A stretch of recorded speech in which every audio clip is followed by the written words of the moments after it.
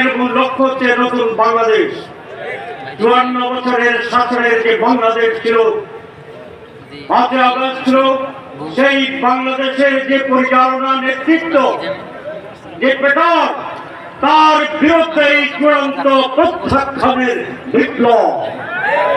আমরা নতুন বাংলাদেশ চাই, যারা পুরানো কায়দায় এই দেশে আবার শাসনকে ফিরে আনতে চায়, জনগণ তাদেরকে সেই সুযোগ দেবে না। এটা জনগণকে বুঝে থাকার জন্য আমি আহ্বান জানাই। সংস্কার, লাস্ট পয়েন্ট, সংস্কার প্রত্যেকেই বলে মানি, কিন্তু মিটিং এ বসে কে বলতে কি মানি না ভাব দেখাচ্ছে। সমস্যাটা কোথায়? সংস্কার তো সকলের জন্য কল্যাণ। তাহলে যারা চান না তাদের মতলব আছে।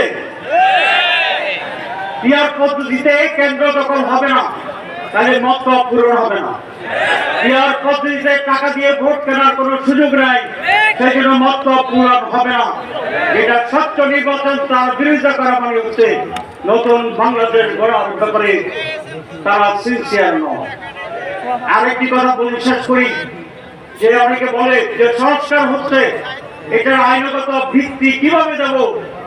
আগামী পার্লামেন্টে দেওয়া হবে। তাহলে আপনারা মনে করছেন আগামী পার্লামেন্টে আপনারা জিতবেন নাকি দখল করবেন? সুতরাং এই সমস্ত কথা সমাজকে বিভ্রান্ত করবে।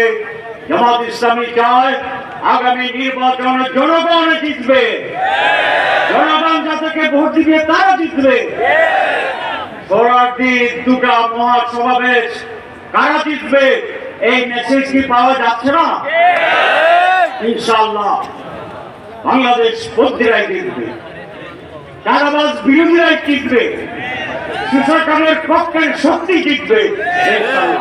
আইন জিয়াউর রহমান দুইটা অধ্যাদেশ দিয়েছিলেন তার সময় 1977 সালে। একটি সামরিক বাহিনীর সামরিক শাসনের কিছু অংশ, সেখান থেকে উনি যখন রাজনীতি করার সিদ্ধান্ত নিলেন তখন একটা গণভোট করেছেন।